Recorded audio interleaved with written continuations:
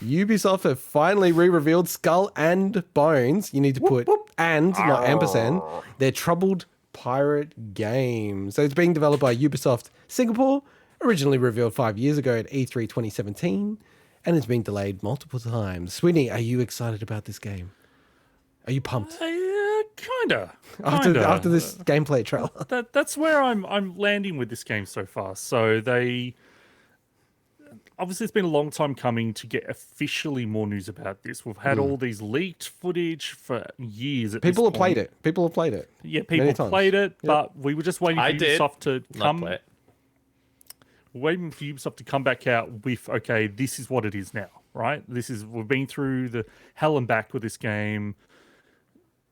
Show us what it is. When is it coming? So we've got the release date of the 8th of November. So it's coming to essentially every platform that's not the Switch, including.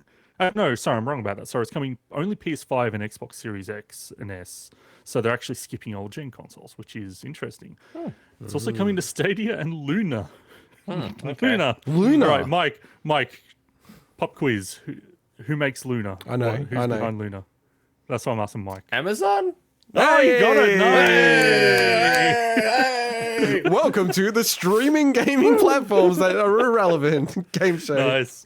Anyway, and the PC version will only be coming via Epic Games Store and Ubisoft Store. So Oh, damn. that one. Ugh, okay. Yeah, and I say kinda because I've always been keen to know what this game is like. I've been always just cautiously interested. And because there's parts about it, this does appeal to me because I love the ship combat of the Assassin's Creed games. And it's obviously based more around Black Flag and Rogue.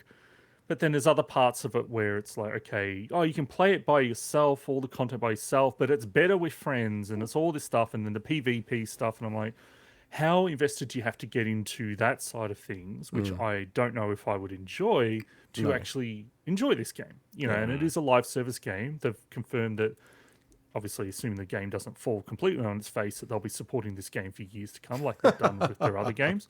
Well, no, but Ubisoft has a really good track record of doing that. With Even when the game sucks. Majority of their games, obviously, there's ones where Hyperscape, where they shut that down. But if you think Pop quiz, Mike, what game is a Hyperscape? I don't blame him for not knowing that one. But you think you're For Honor, Rainbow Six Siege, and that kind of stuff. Wow. So, but that's actually a good game, though. Rainbow Six Siege. No, but the point is if there's enough interest, they will obviously do it. They're not going to support it for years just to spite themselves. Yeah. But I mean, they supported what was it? Ghost Recon Breakpoint for years, and there weren't a lot of people that love that game. So anyway, so what they did, they had this 40-minute presentation where they talked a lot of crap about the game, and they obviously showed this big 7-minute chunk of it's like an overview that showed what the game is like, what the kind of things you'll be doing. And initially I wasn't that super impressed by it, although it's exactly what I was expecting. But as I went back and kind of watched it again and then kind of looked at more longer gameplay sessions of it, it did start to kind of hook me a little bit. Yeah, but it's got some interesting mechanics. But it is the kind of game that I'm I don't know if I'd want to play it at launch, because the idea is these games will just generally change over time and they'll improve based on feedback.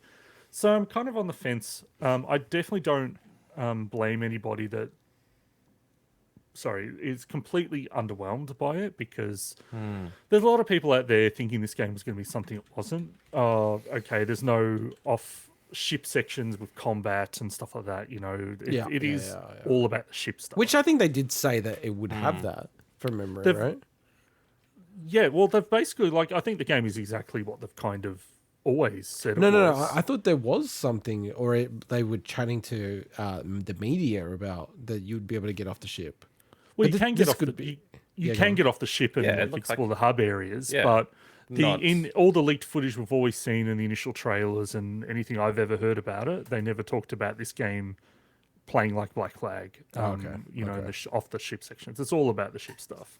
Okay. But the good part about this is that PvP is opt-in, so it is interesting. Apparently, if your ship.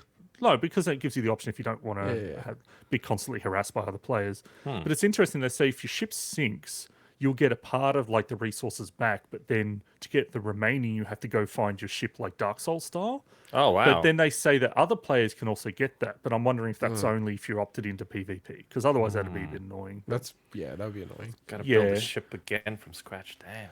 Well, you can have multiple ships at a time and stuff. So, okay, cool. But look, there's a lot. I think there's a lot of interesting stuff in here. It's definitely not going to be everyone's cup of tea, though. And it's an Ubisoft game, so it's like its UI is just like shit everywhere and stuff.